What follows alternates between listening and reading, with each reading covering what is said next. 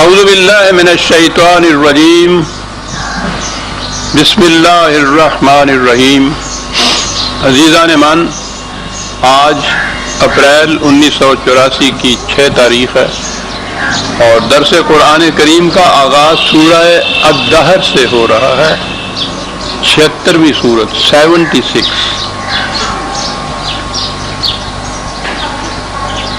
سابقہ صورتوں میں اور بالخصوص سابقہ درس میں جو آیات آئی تھیں ان میں ایک بات تسلسل سے چلی آ رہی تھی۔ اعتراض ان لوگوں کا یہ تھا جنہیں کہا جاتا تھا کہ تمہارے غلط اعمال، غلط نظام، غلط روش زندگی تباہ کن نتائج پیدا کرے گا، اس زندگی میں وہ پیدا ہوں یا اس کے بعد کی زندگی میں آئیں، کیونکہ زندگی مسلسل چلتی ہے، موت سے اس کا خاتمہ نہیں ہو جاتا۔ کسی کو قیامت کہیے، اسی کو حشر کہیے۔ وہ اعتراض یہ کرتے تھے کہ جب انسان مر جاتا ہے اس کا جسم گل سڑ جاتا ہے، ہڈیاں راکھ میں مل جاتی ہیں، خاک میں مل جاتی ہیں، تو اس کے بعد پھر انسان کا پیدا ہونا، پھر یہ حیات نو، یہ کس طرح ممکن ہے؟ اعتراض یہ تھا کہ یہ ممکن کس طرح سے ہے۔ اس کا جواب انہی کی سطح کے اوپر وہ ایسا دیا کہ یہ تو تم ایک انسان اور اس کے جسم کی بابت کہہ رہے ہو، یہ سارا سلسلہ کائنات، یہ جسے عدم کہتے ہیں کہ کچھ نہ تھا، نتھنگ نیس جسے کہتے ہیں، یہ تم سب مانتے ہو، تمہارے بڑے بڑے سائنسدان بھی وہ مانتے ہیں کہ بہرحال یہ تو تسلیم کرنا پڑے گا کہ کچھ نہ تھا۔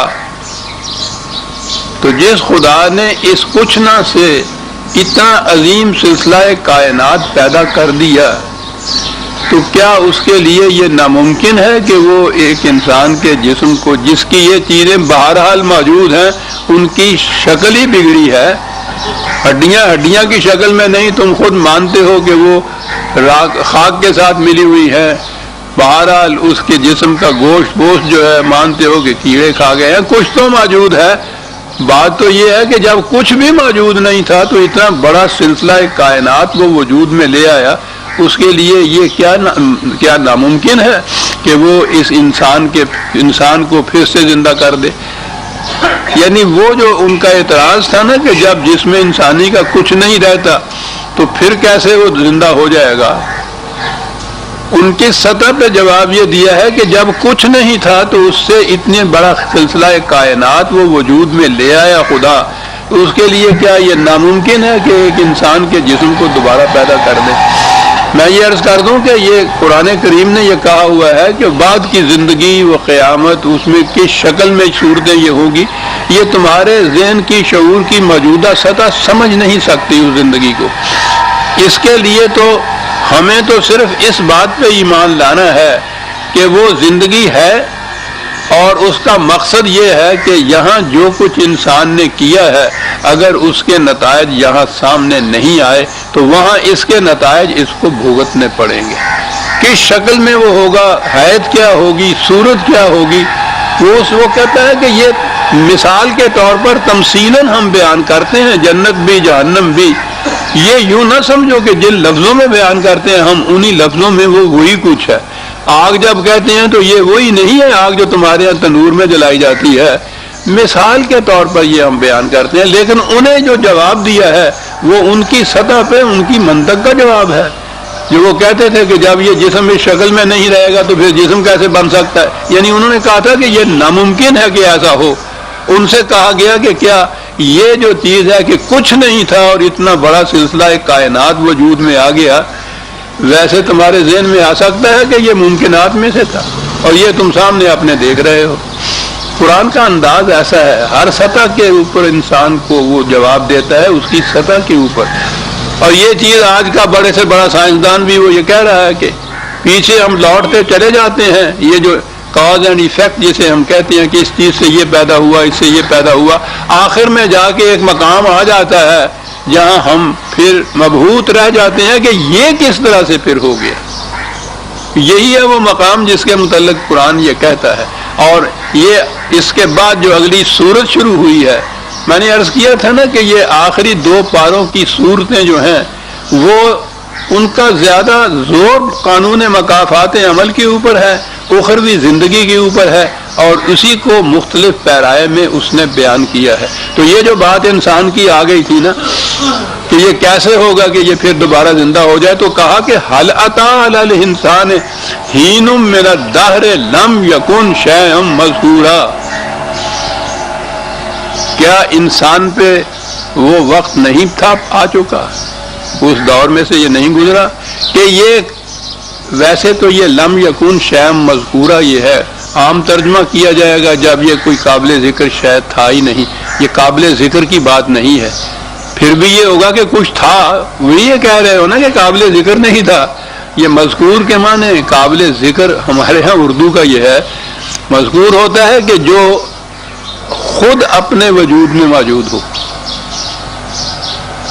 یعنی یہ جو تم کہتے ہو کہ یہ خدا نہیں ہے جس نے یہ کچھ پیدا کیا، یہ خود موجود نہیں تھا، سیلف ایگزسٹنٹ جسے کہتے ہیں. مذکور کے یہ معنی ہوتے ہیں عربی زبان کے اندر. تو انسان کے متعلق یہ چیز کہ ایسا وقت تھا کہ یہ کچھ نہیں تھا. اب اس میں 2-3 الفاظ آتے ہیں. هل اتى على الانسان حين من الدهر، یہ ایک تو دہر کا لفظ ہے. ترجمہ اس کا زمانہ کیا جائے گا، ٹائم کیا جائے گا. زمان اس کے لیے لفظ آتا ہے ہمارے ہاں. پہلی چیز تو یہ کہ یہ جو زمان یا ٹائم ہے، فلسفے میں یہ اتنا مشکل مسئلہ ہے کہ بڑے بڑے فلاسفر بھی ہار تھک کے کہہ جاتے ہیں کہ ہمارے بس کی بات نہیں ہے یہ چیز. عام سطح پہ بھی اگر آپ سوچیں کسی وقت جسے ہم یہ کہیں گے کہ خدا ابتدا سے ہے، وہ ابتدا کا لفظ کیا معنی ہوں گے؟ یعنی ذہن انسانی اس وقت سے آگے سوچ ہی نہیں سکتا. یا ازل کہتے ہیں، وہ وقت کے یہ سے ہٹ کر ذہن میں آ نہیں سکتی کوئی بات. یا جسے آپ ابد کہتے ہیں، ہمیشہ کہتے ہیں خدا ہوگا، ہمیشہ تک ہوگا، ذہن میں نہیں آ سکتی بات. انسانی ذہن محدود ہے، کوئی لامحدود شے محدود ذہن کے اندر آ ہی نہیں سکتی. ہر چیز کے متعلق یہ کہ یوں پیدا ہوا یوں پیدا ہوا، آخر میں کہتے ہیں کہ پھر خدا کس طرح سے پیدا ہوا. وہ لامحدود ہے نا، محدود میں نہیں آ سکتا. اس لیے میں یہ عرض کروں گا کہ جو احباب آپ میں سے فلسفے کو کچھ دلچسپی رکھتے ہیں، وہ یہ ٹائم یا زمان کے فلسفے کے متعلق بالکل الجھن میں نہ پڑیں. وقت توانائیاں ضائع ہو جائیں گی، پریشانیاں آ جائیں گی، کچھ پلے نہیں پڑے گا اس کے بعد. اور آخر میں وہ بات جو اقبال کہہ گیا کہ ہے فلسفہ زندگی سے دوری، عملی زندگی سے کچھ تعلق نہیں ہوتا ان چیزوں کا. بیٹھے ہیں ڈور کو سلجھا رہے ہیں اور سرا ملتا نہیں. اور اکبر الہآبادی اپنے انداز میں بڑا صحیح کہہ گیا کہ فلسفی بحث میں نے کی ہی نہیں، فالتو عقل مجھ میں تھی ہی نہیں. اس کا انداز اپنا تھا. کیا بات ہے سر، فالتو عقل کی بات ہے. تو ادھر بالکل نہ آئیے. یہ ہیج مذہب بھی زندگی کا بہت بڑا خاصا وقت خاصا عرصہ جو ہے انہی وادیوں میں گزار چکا ہوا، جو میں بعد میں کہتا ہوں کہ من نہ کردم شما ہزار بے گنید. سمجھے نا، بالکل نہ آئیے گا، فائدہ کچھ نہیں ہے اس کا، زندگی کے عملی مسائل سے کچھ تعلق نہیں. اسی لیے قرآن بھی ان باتوں میں نہیں پڑھتا. سیدھی بات ہے. اب یہ ہے کہ عربی زبان میں 2 لفظ عربی زبان میں بھی ہے، معلوم نہیں یہ زبان تھی تو کیا تھی. میں یہ عرض کر دوں کہ یہ فلسفے میں آخر میں جب یہ پہنچے ہیں فلسفے والے ہمارے ہاں کے، تو وہ 2 قسم کا ٹائم وہ بھی تسلیم کرتے ہیں. نہیں، یعنی انہوں نے کہا ہے کہ 2 قسم کا ٹائم ہوتا ہے، ایک ڈیوریشن لیس ٹائم ہوتا ہے، ایک سیریل ٹائم ہوتا ہے. اس بات میں نہ پڑھیے کہ یہ کیا ہوتا ہے. یعنی دو قسم یہ ہیں. پتہ نہیں یہ عربوں کی زبان ان پڑھ قوم دور جاہلیت، ان کی زبان میں بھی دو لفظ ہیں، دہر بھی ہے اور زمان بھی ہے. فلسفہ تو ایک طرف رہا ہے، عام طور پہ کوئی عقل و شعور کی بات بھی ان کے ہاں نہیں ملتی، لیکن زبان کے اندر یہ دو لفظ موجود ہیں اور وہ ان دونوں میں تفریق کرتے تھے. دہر کہتے تھے ابتدا سے انتہا تک طویل المدت عرصہ جو ہو اس کو وہ دہر کہتے تھے، اور زمان کہتے تھے تھوڑے وقت کے لیے جو ٹائم ہو. بہرحال قرآن نے یہاں دہر کہا کہ کیا دہر میں، ٹائم میں وہ لمحہ، وہ وقفہ نہیں آ چکا کہ انسان وجود میں نہیں تھا؟ دہر کیوں کہا قرآن نے؟ یہ عربوں کے ہاں ایک عقیدہ تھا اور وہ دوسری جگہ اس نے بیان کیا.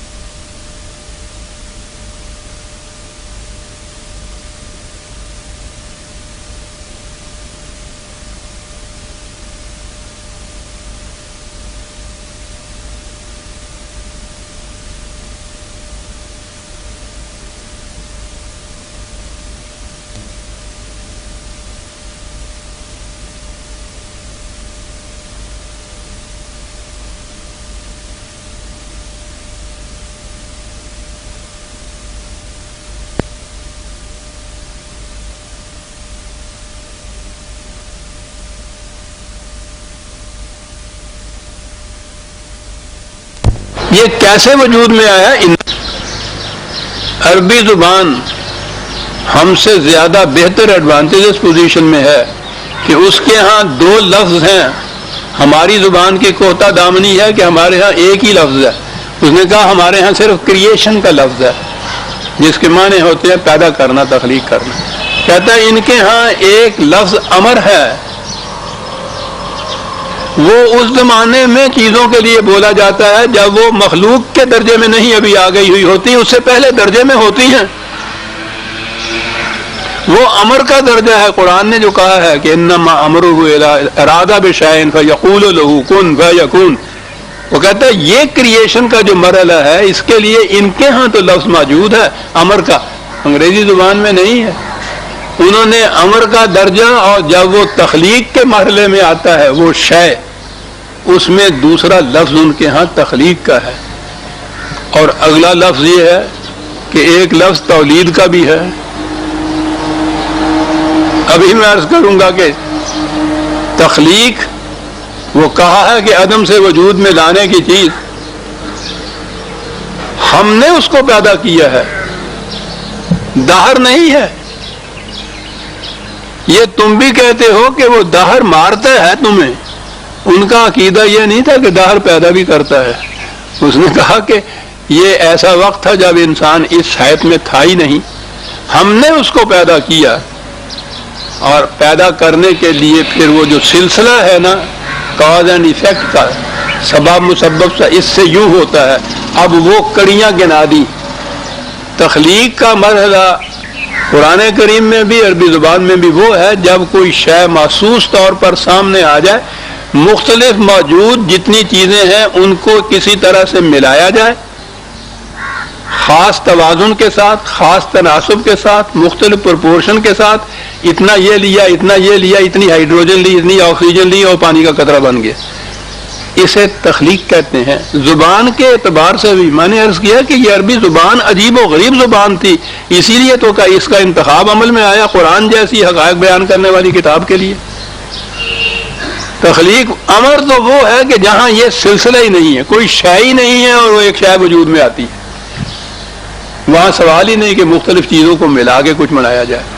آگے جب وہ اس طرح وجود میں آتی ہے تو پھر یہ سلسلہ، یہی کاز اینڈ ایفیکٹ کا جو سلسلہ ہمارے ہاں ہے، یہ شروع ہو جاتا ہے. کہا یہ چیز ہے، ہم نے اس کو پیدا کیا من نطفتن.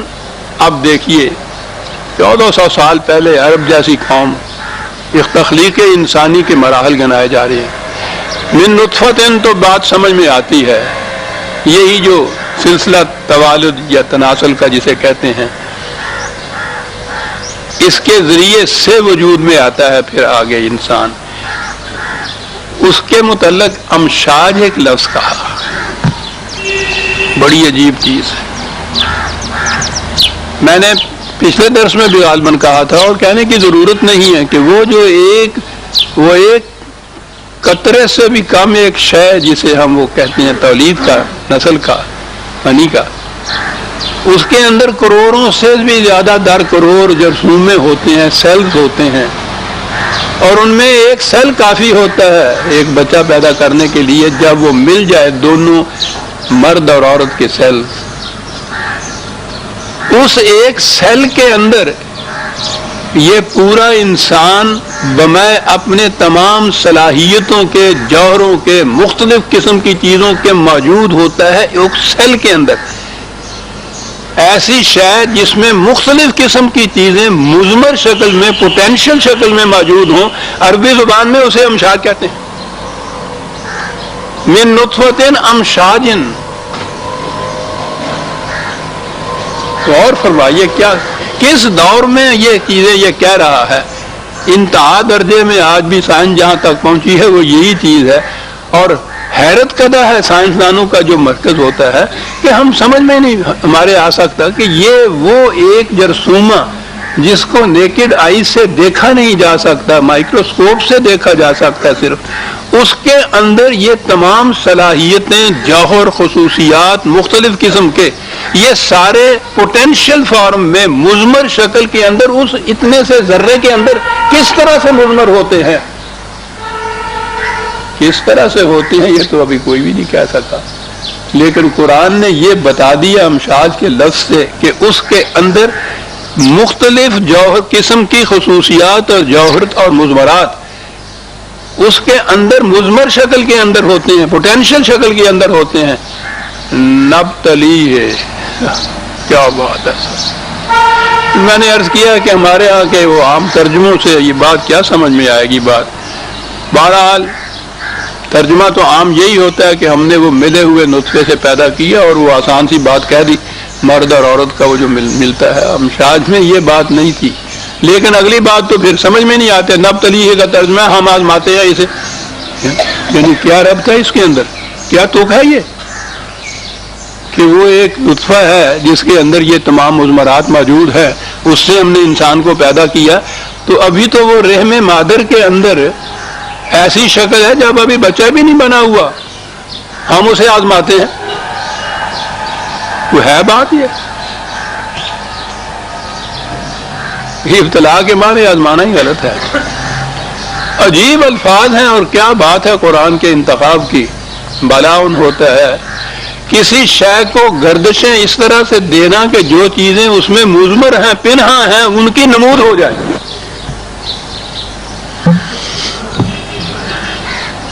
اب تو ہمارے ہاں یہ الفاظ جو ہیں اساطیر کہن ہو گئے، پرانے زمانے کی باتیں. ورنہ میں عرض کرتا کہ ایک دودھ ہوتا تھا، پھر دہی ہوتا تھا، پھر وہ وہ بلونی ہوتی تھی، دودھ کو بلویا جاتا تھا، رڑکیا جاتا تھی، جنوب پنجاب سے، وہ سمجھے گا نا، وہ جو بلونی سے بلویا جاتا ہے اور جو اس وقت اس کیفیت ہوتی ہے اس دہی کی جو پھر لسی اندر ہوتی ہے، جس طرح سے وہ گردش کرتی ہے نا، اس کے لیے لفظ ہوتا ہے یہ بلا۔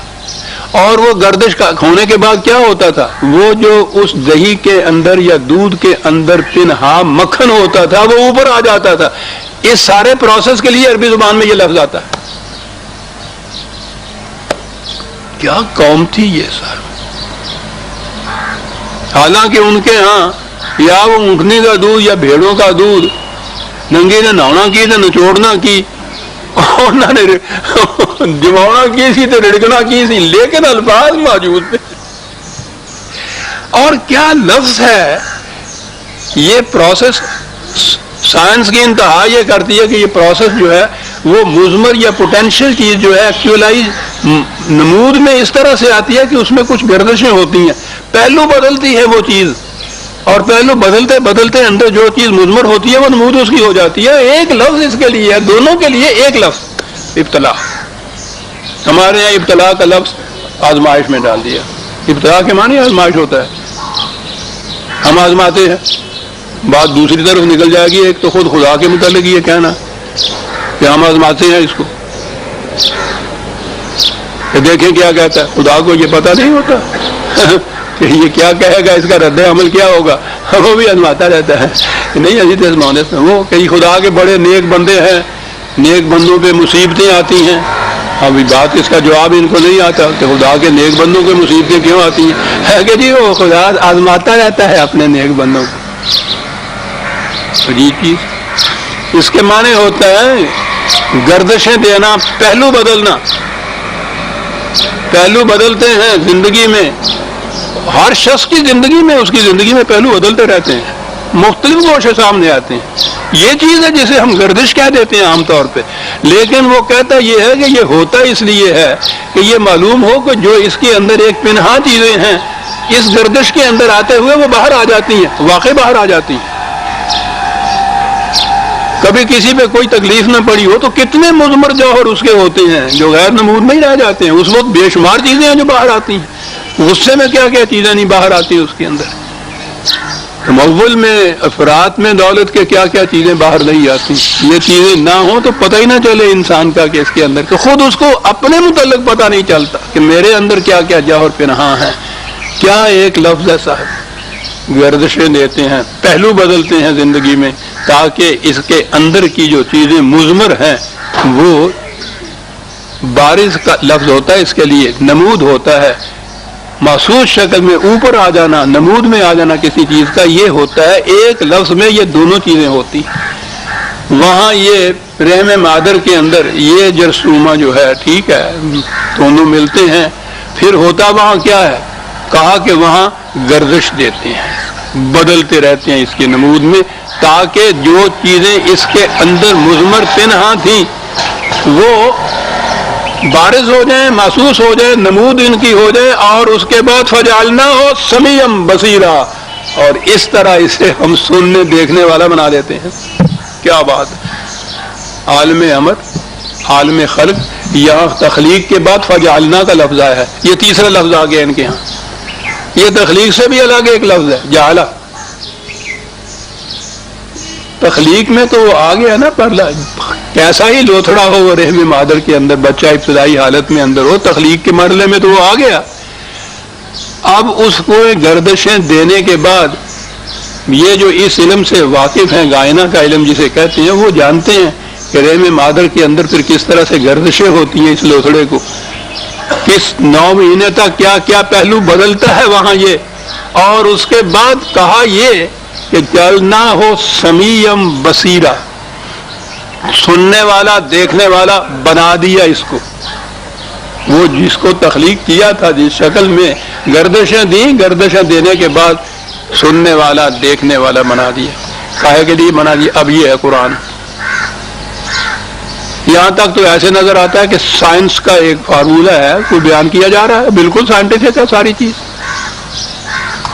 یہ ٹھیک ہے، یہاں تک تو یہ ہے۔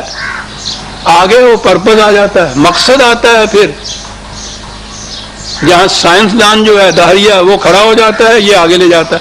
کہا یہ اس لیے بتا دیا اس کو سننے والا بھی دیکھنے والا بھی کہ انا ہداینا السبیل اما شاکرا و اما کفورا، اس لیے یہ دیکھنے سننے والا بنا دیا کہ اب اس کے سامنے زندگی کے دو راستے ہیں. کہا اس سے یہ کہ بصیرت سے کام لو، بصارت سے کام لو، سماج سے کام لو، ان چیزوں سے کام لو. کام لینے کے بعد پھر خود اختیار کرو ان میں سے جو راستہ تم چاہتے ہو. یہ جو ہے صاحب اختیار و ارادہ بنانا اس کا، اس کے لیے ضروری تھا کہ یہ صاحب سماعت و بصارت، اس کے معنی سماع و بصر کے معنی ہوتے ہیں یہ تمام جتنے بھی سینس کی ضرورت ذریعے سے انسان معلومات حاصل کر کے کسی نتیجے پہ پہنچتا ہے. قرآن نے اس کے لیے یہ لفظ استعمال کیے ہوئے ہیں. یہاں دو ہی کہے ہیں، ورنہ تیسری چیز فواد بھی آتا ہے، قلب بھی آتا ہے. آدمی دیکھتا ہے، سنتا ہے، حواس کے ذریعے سے خبریں اس تک پہنچتی ہیں، پھر کوئی شے ہے اندر اس کے جس کو اب تک سائنٹسٹ بھی متعین نہیں کر سکے کہ وہ کیا ہے، جو پھر کسی فیصلے پہ پہنچتی ہے کہ ہمیں کیا کرنا ہے، غلط یا صحیح. قوت حاصل ہوتی ہے تو کیسے استعمال کرنا ہے. یہ وہ کیسے والی بات اندر کوئی چیز ہے جو استعمال. پہلی چیز اس کے لیے صاحب سماعت و بصارت والا ہونا ضروری ہے. معلومات اس کو ہونی چاہیے. یہ سارا کچھ ہم نے کیا، معلومات بہم پہنچائیں اس لیے کہ اس کے سامنے دو پاسبلٹیز، دو ممکنات ہیں. یہ خصوصیت انسان کی ہے کہ اس کے سامنے دو راستے، دو ممکنات، دو پاسبلٹیز رکھی جاتی ہیں کہ ان میں سے ایک تم خود اپنے لیے چن لو. اب یہاں سے ذمہ داری شروع ہو گئی اس کی. حیوانات میں یہ بات نہیں ہوتی. ان کے سامنے دو راستے، دو ممکنات، دو راہیں انتخاب کے لیے نہیں ہوتی. ان میں انتخاب ہوتا ہی نہیں. بار بار جو میں عرض کر چکا ہوں، بکری کے لیے یہ انتخاب ہی نہیں ہے کہ وہ گوشت کھائے گی یا گھاس چرے گی، سوال ہی نہیں. بکری بیچاری تو یوں ہی مہمان سی ہوتی ہے. شیر کو یہ انتخاب کی قوت حاصل نہیں کہ وہ گوشت کھائے گا یا گھاس کھائے گا یا انگور کھائے گا. بھوکا مر جائے گا، انگوروں کو خوشے لڑک رہے ہوں گے، وہ تو رخ بھی نہیں کرے گا. انتخاب نہیں اس کے لیے، جبلت ہے، مجبور ہے. جس راستے پہ چلنے کے لیے فطرت نے پیدا کر دیا، خدا نے پیدا کر دی، وہ مجبوراً اسی ایک راستے پہ چلا جاتا ہے. اس لیے وہ ذمہ دار نہیں ہوتا. سام ڈستا ہے تو اس پہ مقدمہ نہیں چلایا جاتا، اس کو پھانسی نہیں دی جاتی. ذمہ داری نہیں ہے، کیونکہ ذمہ داری ہوتی ہے جو خود انسان دو راستوں میں سے ایک کو اختیار کرے. اسے تو چھوڑ دیا انسان کی اوپر. اب یہاں تک ہم آ گئے. وہ وقت تھا کہ جب انسان وجود میں تھا ہی نہیں. ہم نے اس کو پیدا کیا. خلقہ کا لفظ ہے، تولید کا لفظ نہیں ہے. پیدا کیا اس من نطفۃ امشاج، اس سے پیدا کیا وہ ایک جرثومہ جس میں یہ سب مضمر جواہر موجود تھے. پھر اس کو گردش دی، پھر وہ سننے، دیکھنے، سمجھنے، سوچنے والا یوں کہیے یہ بن گیا. اور یہ سارا اس لیے کہ اس کے بعد اس کے سامنے دو راستے ہم نے رکھ دیے اور اسے کہا کہ اپنے لیے اما شاکر و اما کفورا. اب تمہارا جی چاہے تو یہ صحیح راستہ اختیار کرو، جی چاہے اس سے انکار کر کے غلط راستے کے اوپر چلے جاؤ. یہ ہے تخلیق انسانی کے مراحل جو قرآن نے گرائے ہیں. اور میں نے کہا ہے نا کہ یہ ساری سائنٹیفک بحث نہیں، یہاں آنے کے بعد بحث کا رخ بدل گیا اور اس سے الگ ہو گئے. وہ یہاں ذمہ داری تک نہیں پہنچتے سائنس والے، وہ صرف اس چیز کو طبعی طور پہ جو چیز ہو رہی ہوتی ہے وہاں تک رہتے ہیں. اسے قرآن نے یہاں رکھا کہ یہ سب اس لیے ہم نے کیا کہ اس کو ہم نے ذمہ دار بنایا ہے اپنے انتخاب کا، اپنے عمل کا. اور یہی ایک چیز ہے کہ جس سے پھر یہ انسان باقی تمام مخلوق سے متمیز ہو جاتا ہے، اما شاکر و اما کفورا. اور پھر اگلی بات یہ کہ جب یہ کفورا والی بات آتی ہے کہ جس نے صحیح راستہ، میں نے عرض کیا نا کہ قرآن نے کہا ہے انا ہدینا النجدین بھی کہا ہے، دونوں راستے دکھا دیے. قل الحق من ربکم فمن شاء فلیؤمن ومن شاء فلیکفر. انسان کے اپنے اوپر چھوڑ دکھا دیے ہیں صرف دونوں راستے. مجبور نہیں انسان کو کیا کہ وہ صحیح راستے پہ ضرور چلے. مجبور تو حیوانات تک کو پیدا کیا ہوا ہے، انسان مجبور نہیں ہے. چلا دینا نہیں، چلا دینا وہ تو نبی اکرم صلی اللہ علیہ وسلم سے کہا گیا کہ تمہارا کام ان کو صرف راستہ دکھا دینا ہے، راستے پر چلا دینا تمہاری ذمہ داری نہیں ہے. اگر مجبوراً چلا دینا ہو تو پھر انسان کا اپنا کریڈٹ اس میں کیا رہا؟ پھر یہ خوبی کیا ہوئی ہے؟ کوئی یہ بکری کی خوبی نہیں ہے کہ وہ کسی کو کاٹ کے کھاتی نہیں ہے، کوئی خوبی نہیں ہے. جیسے سانپ کا یہ جرم نہیں ہے کہ وہ ڈستا کیوں ہے. انسان میں یہ چیز آئی کہ اسے صاحب اختیار و ارادہ بنایا. اما شاکرم و اما کفورا صرف انسان کے لیے ہے. انسان حیوانات میں سے کسی کے لیے یہ نہیں آ سکتا کہ اس کا جی چاہے تو گوشت کھائے، جی چاہے تو وہ گھاس کھائے. اما کا شاکرم و اما، اور یہاں سے وہ سارے مسائل حل ہو گئے جو ہوتے. انسان اپنے اعمال کا ذمہ دار ہے یا نہیں، یہ بحثیں چلی جا رہی ہیں. سوچیے قرآن کی موجودگی میں ان بحثوں کی گنجائش ہی کہاں ہے؟ یہ جو اما شاکرم و اما کفورا، اس کے بعد ومن شاء فلیؤمن ومن شاء فلیکفر انا ہدینا النجدین، بات تو صاف کرتا ہے. ذمہ داری انسان کی یہ ہے، اور اس ذمہ داری کے آگے اب دیکھیے کڑی سے کڑی کیسے ملتی چلی جاتی ہے. اب کفورا والے جو ہیں یہ دو راستے آ گئے نا، صحیح راستہ اختیار کرنے والے، صحیح راستہ چھوڑ کر غلط راستہ اختیار کرنے والے. غلط اختیار کرنے والے انا اعتدنا للکافرین سلاسل و اغلالا و سعیرا. اب آئے وہ اما کفورا والے جنہوں نے صحیح راستہ چھوڑا، غلط راستہ اختیار کیا. ان کے لیے زندگی میں اب یہ چیز جو ہے ہمارے ہاں تو وہ یہی ہے نا کہ آخرت میں جا کر تو وہاں وہ دوزخ میں توق اور زنجیریں اور آگ اور سارا کچھ وہاں تک. جو یہاں غلط راستہ اختیار کرتا ہے، غلط نظام زندگی یہاں قائم کرتے ہیں، یہاں کیا وہ آزاد پھر رہے ہوتے ہیں؟ غلط نظام میں کوئی شخص اپنے آپ کو آزاد کہہ سکتا ہے؟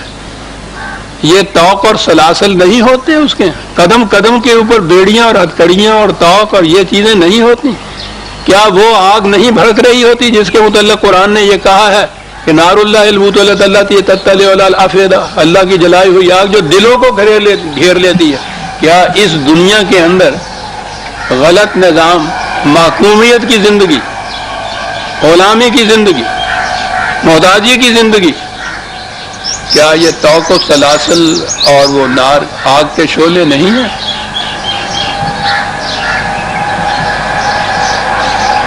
انسانوں کی محکومیت میں کوئی شخص کہہ سکتا ہے کہ مجھ میں توق اور سلاسل نہیں ہے؟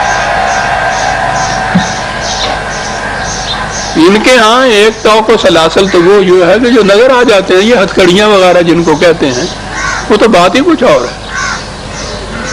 یہ چیز کہ وہ توق و سلاسل یہ لوہے کی ہتھکڑیاں نہیں ہوتی، پوچھو نہیں کہ وہ ان کو تو توڑا بھی جا سکتا ہے. کئی دفعہ مجرم حوالاتوں سے بھاگ جاتے ہیں. یہ جو انسان کے خود پیدا کردہ توق و سلاسل ہوتے ہیں جن میں یہ جکڑے ہوئے ہوتا ہے، ان کو تو یہ توڑ بھی نہیں سکتا. یہ ایسی یہ آگ ہے کہ لگائے نہ لگے اور بجھائے نہ بنے. محتاجی اور محکومیت کی آگ اور توق و سلاسل کس طرح سے توڑے گا انسان؟ غلط نظام کی، کفر کی زندگی. اب ہمارے ہاں تو میں نے عرض کیا نا کہ وہ جو گاڑی دوسری پٹڑی پہ پڑی ہے تو قرآن کی تمام اصطلاحات کے مفہوم ہی بدل گیا، اور کفر کے معنی، کافر کے معنی ہندو ہو گیا.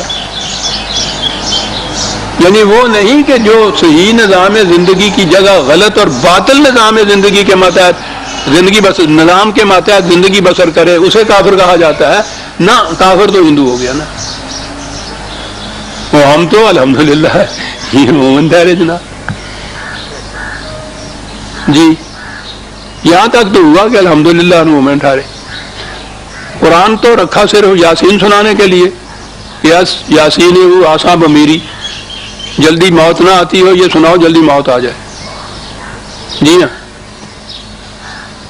اور قرآن یہ کہتا ہے کہ ہم نے یہ بھیجا ان کے لیے لمن کان حیًّا، زندہ انسان جو ہے ان کے لیے، یہ زندگی دینے والا ہے، اور ہمارے ہاں اس کا استعمال ہوتا ہے موت لانے کے لیے. ٹھیک ہے، قرآن کی طرف آتے اگر یہ جو کہہ رہے ہیں کہ وہ کافر ہیں، تو قرآن میں یہ ملتا، یہ ان کو مخاطب کیا ہوا ہے، اے اپنے آپ کو مسلمان کہنے والو آمنو باللہ، ایمان لاؤ. انہیں کہا گیا ہے کہ ایمان لاؤ. اب معلوم ہو کفر کیا ہوتا ہے. تو کفر کی زندگی جو ہے باطل کے نظام کے تابع زندگی بسر کرنا، غیر خداوندی نظام کے تابع انسانوں کی معقومی اور محتاجی میں زندگی بسر کرنا، اس سے توق و سلاسل اور اس سے صحیح پیدا ہوتی ہے. نبی اکرم صلی اللہ علیہ وسلم کی بعثت کا مقصد قرآن نے یہ بتایا تھا، سورہ اعراف میں ہے کہ یہ اس لیے آیا ہے کہ وَيَضَعُ عَنْهُمْ إِصْرَهُمْ وَالْأَغْلَالَ الَّتِي كَانَتْ عَلَيْهِمْ، تاکہ انسانوں نے اپنے اوپر جو اپنے آپ میں انسانوں نے جن ہتھکڑیوں میں اپنے آپ کو جکڑ رکھا ہے، جو بڑی بڑی برفانی سریں خود سروں پہ اٹھا رکھی ہیں، یہ رسول اس لیے آتا ہے کہ یہ ان ہتھکڑیوں کو توڑ دے گا، یہ ان سروں کو اتار کے پھینک دے گا. یہ کون سی ہتھکڑیاں اور کون سی سلیں تھیں توڑ کے پھینک دی؟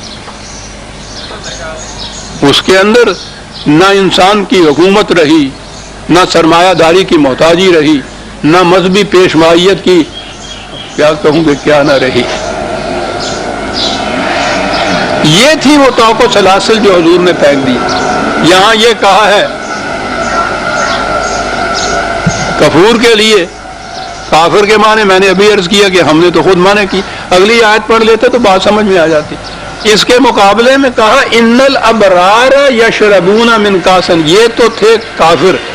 مقابل میں قرآن اس کو واضح کرنے کے لیے کہ یہ کفر کون سا ہے جو ہم نے یہ کہا ہے، یہ کافر کے معنی یہ کوئی ہندو نہیں جو تم کرتے ہو، اس کے مقابلے میں کہا ہے ابرار.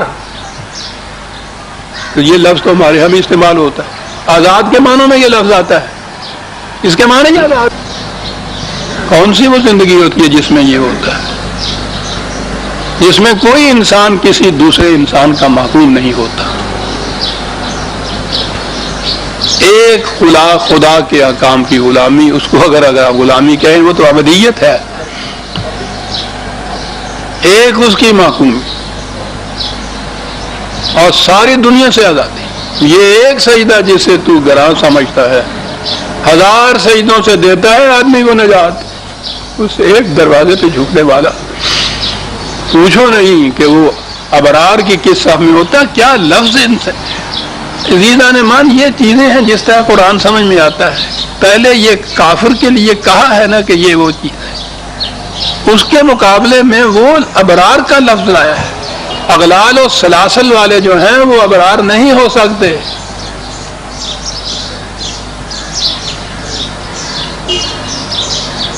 ابرار میں تو وہی ہوں گے کہ جنہیں کسی قسم کی ہتھکڑیاں اور بیڑیاں اور طواف و سلاسل نہ پڑے ہوئے ہوں. صحیح آزادی وہی ہے. آزادی یہ نہیں ہے کہ اس کو ہتھکڑی نہ ہو سکتا ہے کہ طبی طور پر کسی وقت کسی جرم کی، کسی ظلم کی وجہ سے، کسی کی استبداد کی وجہ سے یوں ہتھکڑیاں بھی پہنی، ہتھکڑیاں پہنے ہوئے والا بھی ابرار ہوتا ہے. قلب اگر اس کا آزاد ہے تو ایک خدا کا محکوم ہے، ساری دنیا سے وہ مستانہ وار گزر جاتا ہے، کسی کا محکوم نہیں ہوتا. جو اس ایک چوکھٹ پہ سر جھکانے والا ہر چوکھٹ سے سرفرازی سے گزر جاتا ہے دنیا کے اندر. لیکن میں کیا عرض کروں، باتیں رہ گئی. اب تو دیکھنے کو آنکھیں ترس گئیں کسی ایسے ابرار کو، کسی ایسے بر کو جو ابرار کی صف کے اندر ہو سکے، جو یہ پکار کے کہے کہ اشہد ان لا الہ الا اللہ، میں زندہ شہادت ہوں اس امر کی کہ یہاں کوئی صاحب اقتدار نہیں ہے سوائے خدا کے. یہ شہادت دینے والا کیسا نظام رسول اللہ صلی اللہ علیہ وسلم نے قائم کیا. کھڑے ہو کے دنیا کو پکار کے شہادت دے رہا ہے، شہادت دے رہا ہے. شہادت تو وہی دے گا نا کہ جو فی الواقعہ اس کا خود مجسمہ ہوگا. ان الابرار یشربون من کاس کانا مزاجھا کافورا. اب آپ اس کو جنت کی زندگی کی باتیں کہہ لیجئے. اب اس کی تفصیلات آ رہی ہیں. مثال کے طور پہ پھر یاد رکھو مثل الجنت التی، قرآن نے کہا ہے کہ جو کچھ بھی یہ چیزیں آئیں ان کے یہ جو لغوی معنی جنہیں کہتے ہیں نا ڈکشنری میننگ، یہ نہ لیجئے گا. مثال کے طور پہ ہم یہ بیان کیے ہیں، لیکن اس مثال میں تو حقائق پوشیدہ ہیں. ایک پیالہ مل رہا ہے پینے کے لیے. اب یہاں ہے مزاجھا کافورا، اور 4 ہی آیتوں کے بعد ہے مزاجھا زنجبیلا. کافور اور زنجبیل دونوں ویسے تو ہمارے ہاں کے طب کی اصطلاحیں ہیں. کافور تو آپ کو پتہ ہی ہے، نہیں اب نہیں پتہ ہوگا، پہلے بھی ہمارے یہاں پتہ نہیں ہوتا تھا کیا ہوتا تھا. مردے کے کفن میں یہ وہ چھڑکتے تھے. کافور طب کی ایک دوائی ہے کہ جہاں کسی کی حرارت بہت زیادہ بڑھ جائے اس کو اعتدال پہ لانے کے لیے کچھ ٹھنڈک پہنچانا ہو تو کافور دیتے ہیں. زنجبیل ادرک کو کہتے ہیں. طب میں اگر کسی کی حرارت کم ہو جائے اس کو ابھار کر اعتدال پہ لانا ہو تو اس وقت اس کو زنجبیل دیتے ہیں، ادرک دیتے ہیں. جنت کے اس پیالے کے اندر جس میں حرارت کی کمی رہ گئی ہے اس میں زنجبیل ملائی جاتی ہے تاکہ یہ حرارت بڑھ جائے اس کی اور اعتدال پہ پہنچ جائے. اور جس میں شدت ہوتی ہے حرارت کی اس میں کافور ملا دیا جاتا ہے تاکہ یہ نرم آ جائے اور اعتدال پہ آ جائے. کیا بات ہے 2 آیتوں کے اندر جو کہا گیا ہے.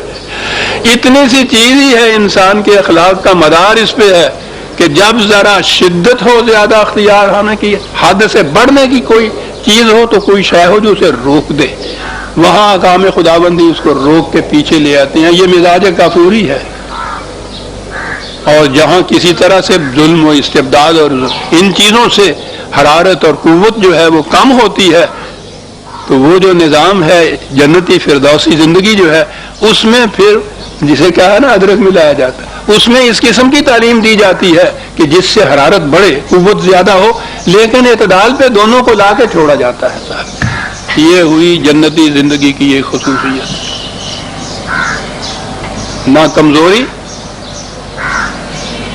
اور نہ حد سے بڑی ہوئی شدت کے ساتھ قوت، دونوں کو اعتدال میں لایا ہے. یہ دونوں چیزیں اپنی حد سے بڑی ہوئی ہوں بڑی خطرناک ہوتی.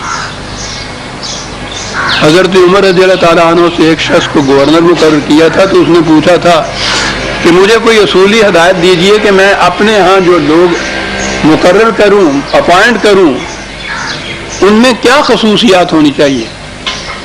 آپ نے کہا کہ وہ لمبی چوڑی لسٹ تو میں تمہیں دے نہیں سکتا، یہ تو تم خود وہاں طے کرو، میں تمہیں اصول بتاتا ہوں. کمزور دیانتدار اور قوت والا بد دیانت، ان 2 سے بچنا، باقی جس کو جی چاہے پان کر لینا. کیا بات ہے صاحب، جی کیا بات ہے یہ شخص کر گیا ہے. ابدی حقیقت ہے. کمزور دیانتدار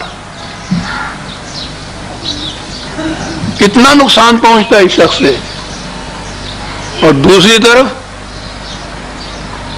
قوت والا بددیانت. یہ ہیں دونوں چیزیں، کمزوری اور قوت. ان کو اعتدال کے اوپر رکھنے کا نام ہے ایمان کی شرط جو ہے، اسے یہ جنتی زندگی کہتے ہیں. صاحب ذرا قوت بڑھنی شروع ہو تو فوراً وہ کنٹرول میں لے آئے اس کو اور اعتدال پہ رکھے. ذرا وہ کمی واقع ہونی ہو تو فوراً اس کے اوپر بڑھا کے، یہ بھی نہ ہو کہ جس کا جی چاہے تماچا مار کے چھین کے لے جائے. صاحب یہاں من کاسن کانا مزاجھا کافورا. اور آگے بات ہے عین یشرب بہا عباد اللہ یفجرونہا تفجیرا. عجیب قرآن ہے عزیزان من. میری تو دعا ہی ہے نا کہ اللہ آپ کے بھی نصیب یہ چیز کرے کہ آپ اس طرح سے سمجھیے خود قرآن کو، اور یہ جو پیالہ ہے اس کا خود لذت اندوز ہو. جی لذت اندوز نہیں ہو بلکہ وہ تو لفظی اور ہے. کہ ذوق ہی بادہ نہ دانی بخدا تانا چشی. بڑی عجیب چیز ہے کہ کسی سے کہیے کہ صاحب یہ جو نشہ ہوتا ہے شراب کا یہ کیسا ہوتا ہے، وہ کہتا ہے یہ کیسا نہیں سمجھایا جا سکتا، یہ تو وہی جانتا ہے جو پیتا ہے. کہا کہ یہ وہ شراب ہے، پینے کی چیز. شراب کے معنی عربی زبان میں ہر پینے کی چیز ہوتی ہے، ڈرنک ہوتی ہے. یہ تو ہمارے ہاں جو شراب کا لفظ اس وائن کے لیے استعمال ہوتا ہے، یہ عجیب بات ہے. یعنی ہر پینے کی چیز کے لیے ہمارے ہاں شراب نہیں ہوتا، وہ شراب مختص ہو گئی ہے. عربی زبان میں یہ بات نہیں ہے. وہاں یہ چیز اکل و شرب جسے آپ کہتے ہیں یہ ہر پینے کی چیز کو کہتے ہیں. کہا کہ یہ جو پینے کی چیز ہم نے بتائی ہے یہ ایک چشمے سے حاصل ہوتی ہے. وہ چشمہ کیا ہوتا ہے، کہاں سے آتا ہے؟ کہا کہ یہ اہل جنت وہ اپنے اندر سے اس چشمے کو نکالتے ہیں.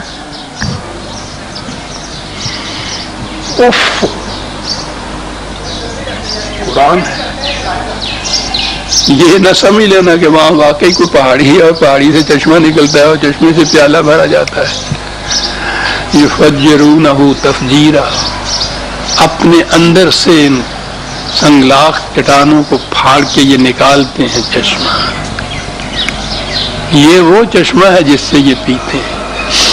اب اس میں اگر کمزوری ہوتی ہے تو تھوڑا سا ادرک ملا دیا جاتا ہے، اگر اس میں شدت ہوتی ہے تو تھوڑا سا کھجور ملا دیا جاتا ہے.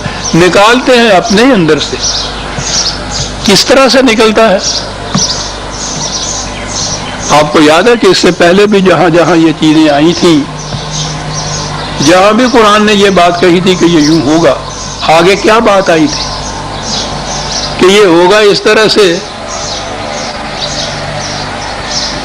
کہ بھوکوں کی روٹی کا انتظام تم کرو گے. چلیے جی، جنت سے نکلنے والا چشمہ، چشمے سے حاصل ہونے والا وہ نشہ. یوفون بالنذر ویخافون یوما کان شرہ مستطیرا. سنیے کیا بات کرتا ہے. یہ وہ لوگ ہیں کہ انہوں نے جو کچھ ذمہ داریاں لے رکھی ہیں اپنے اوپر، یہ نظر ہے، نظر نہیں ہے، معاف رکھنا شاید میں غلط پڑھ گیا. یوفون بالنذر، نظر جمع ہوتا ہے. جو کچھ انہوں نے اپنے اوپر واجب قرار دے لیا ہوتا ہے، جو ذمہ داری ان کے اوپر عائد ہو رہی ہوتی ہے، جو ذمہ داری اصل میں تو جو ذمہ داری انہوں نے خود عائد کر لی ہوتی ہے. قرآن زبردستی تو کسی کے اوپر ذمہ داری ڈالتا نہیں. مومن تو یہ ذمہ داریاں خود اپنے اوپر ڈالتے ہیں نا. جو ذمہ داری، اب یہ نظر کا لفظ جو ہے ہمارے ہاں تو نظر مانتے ہیں نا، منت مانتے ہیں اور ساتھ اس کے نظر ہوتی ہے. یہ ہوتا یہ ہے کہ کسی آنے والے خطرے سے محفوظ رہنے کے لیے جو تدابیر اختیار کی جاتی ہیں انہیں نظر یا نذور کہتے ہیں. وہ جو رسول، ہر نبی جو ہوتا ہے وہ نذیر جسے کہتے ہیں وہ یہیں سے ہے. وہ آنے والے خطرات سے آگاہ کرتا ہے انسانوں کو. یہ لوگ پورا کرتے ہیں نظر کو. جو بھی ذمہ داری یہ اٹھا لیتے ہیں اسے پورا کرتے ہیں. کس احساس سے پورا کرتے ہیں؟ جو کام بھی انسان کرتا ہے اس کے لیے ایک احساس ہوتا ہے، موٹیو ہوتا ہے. کیوں پورا کرتے ہیں؟ وہ اس لیے کرتے ہیں کہ اگر یہ نہ کیا گیا تو لفظ عزیزان من اور پورا معاشرہ، جتنا ہمارا ہی نہیں آج تو ساری دنیا کا سارا معاشرہ اس کے اندر آ جاتا ہے کہ پھر شر ایک لفظ ہے. جس قسم کا بھی کوئی ایول، کوئی برائی، کوئی تکلیف دہ چیز جتنی بھی ہے وہ سب اس لفظ کے اندر آ جاتی. اصل میں تو یہ وہ چنگاری ہوتی ہے نا، شرر ہوتا ہے نا، جو پھونک کے رکھ دیتا ہے ہر چیز کو. استعمال ہوتا ہے اس معنوں میں ہر قسم کی برائی، شرر، پھونک کے رکھ دینے والی چیز. ٹھیک ہے، میں نے کچھ کیا ہے وہ شرر مجھ تک ہی رہے گا، اس نے دوسرے نے کیا ہے وہ شرر اس تک رہے گا. اگر پورے کا پورا معاشرہ اس قسم کا ہو جائے تو پھر جیسے آج کہتے ہیں نا کہ صاحب آج تو کوئی شخص رشوت سے بچ ہی نہیں سکتا، لیتا نہیں ہے تو دینی پڑتی ہے، بچ ہی نہیں سکتا. کیا چیز ہے یہ؟ قرآن کا لفظ. کہا کہ وہ ڈرتے اس سے ہیں کہ کہیں ایسا نظام اور معاشرہ نہ پیدا ہو جائے جہاں شرر اڑ کے آ لگے، یعنی یہ خود نہ اس شرر تک جائے، چنگاری تک جائے، اس شعلے تک جائے، اس آگ تک جائے، وہ اڑ کے آ لگے، اس کو بچے کیسے بچ سکتا؟ وہ ڈرتے ہیں کہ اگر ہم نے یہ جو ذمہ داری اپنے اوپر لے رکھی ہے اس کو پورا نہ کیا تو ایک ایسا معاشرہ قائم ہو جائے گا جس میں پھر یہ جو شرر ہے، پھر اب شرر ہو گیا، لفظ ہمارے ہاں بھی ہے، وہ چنگاریاں جو اڑا کرتی ہیں، پھر برائی کی چنگاریاں جو اڑا کرتی ہیں پھر وہ اڑ کے لگا کرتی ہیں، پھر کوئی نہیں بچ سکتا۔ ہم اس لیے ان چیزوں کو پورا کرتے ہیں کہ وہ معاشرہ نہ کہیں قائم ہو جائے کہ جس میں ہم بچ ہی نہ سکے معاشرے میں۔ اندازہ لگائیے، اڑ کے لگنے والا شر جو ہے ایسا نہ کہیں ہو جائے۔ اور فرمایا آپ نے کہ یہ جو وہ اپنی ذمہ داری پوری کرتے ہیں، جسے کہا تھا کہ وہ ڈرتے ہیں کہ ایسا نہ کہیں ہو جائے، یہ خوف ایسا خوف نہیں ہے، محتاط رہنا ہے کہ کہیں اس قسم کا معاشرہ نہ قائم ہو جائے کہ جہاں پھر وہ شر مستظہر ہو جائے، اڑ کے لگنے لگ جائے ہر شخص کو شر جو ہے۔ تو کیا کرتے ہیں اس کے لیے کہ ایسی صورت نہ پیدا ہو جائے؟ پھر وہی بات آ گئی، یطعمون الطعام علی حبہ مسکینا و یتیما و اسیرا، انتظام ایسا کرتے ہیں کہ معاشرے میں کوئی شخص بھوکا نہ سوئے، انتظام ایسا کرتے ہیں۔ وہ جو محنت کرنے کے قابل آدمی ہے وہ تو محنت کر کے کما لیتا ہے نا، یہ ہے علی حبہ، بڑی کوشش ہے کہ جو میرے پاس ہے وہ میرے پاس رہے، میری روٹی میرے پاس رہے، دوسرے کے پاس نہ جائے، اس میں بڑی کوشش ہوتی ہے۔ اس کوشش کے باوجود یہ آیا نا وہ اصل مسئلہ، اس کی دولت کی بڑی کوشش ہوتی ہے، ضرورت تو پوری ہو جاتی ہے 2 روٹیوں کے اندر۔ یہ بڑے بڑے جتنے بھی خزانے دبائے بیٹھے ہوئے وہ تو غریبوں کی طرح 2 روٹیاں بھی نہیں کھا سکتے، ان کی تو کیفیت یہ ہوتی، ضرورت نہیں آتی ہے، اس سے آگے جو ہوتی ہے ہوس ہوتی ہے جس کی انتہائی نہیں ہوتی۔ الہاکم التکاثر حتی زرتم المقابر، قبر تک ہوس پیچھا نہیں چھوڑتی،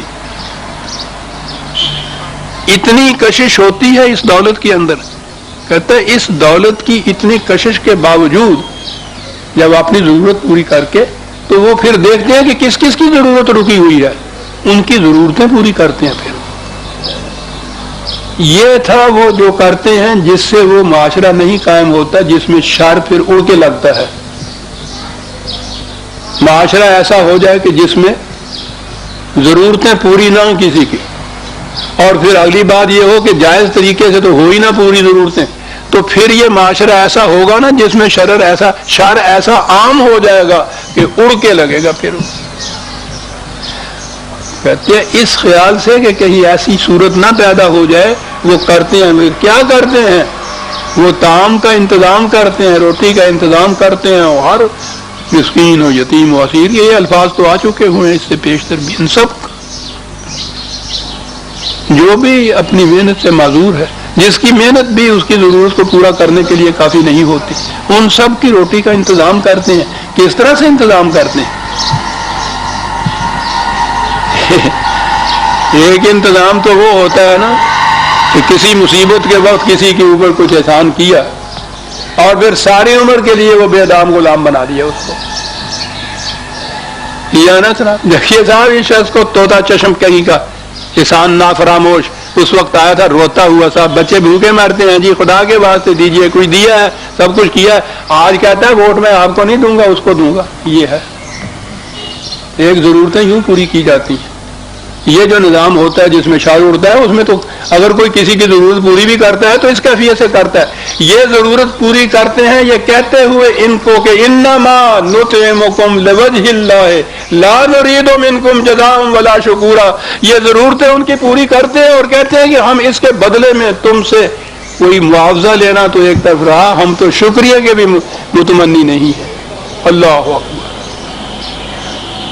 علی حبہ ہی، مال و دولت کی اتنی کشش دوسرے کو دے رہے ہیں، اور یہ کیفیت یہ ہے کہ ان سے شکریہ تک پہ بھی متمنی نہیں ہے۔ یہ کیفیت پیدا ہوتی ہے اس کی، وہ جو جنتی شراب پیتا ہے جس کو شراب آپ کہتے ہیں، یہ کیفیت پیدا ہو تو جنتی یہ معاشرہ قائم ہوتا ہے۔ یہاں تو اتنی سی بات یہ ہے کہ ہم شکریہ کے بھی مستحق نہیں ہیں۔ دوسری جگہ تو یہ ہے کہ وہ جو سرونا اعلیٰ انفسہم ولو کان بہم خصاصہ، وہ ان کی کیفیت یہ ہوتی ہے کہ دوسری کی ضرورت اگر زیادہ ہے اپنی سے تو اپنی ضرورت پر اس کی ضرورت کو ترجیح دیتے ہیں۔ دینے والوں کی یہ کیفیت ہوتی ہے۔ وقت ہو گیا یہ ہے 2 منٹ۔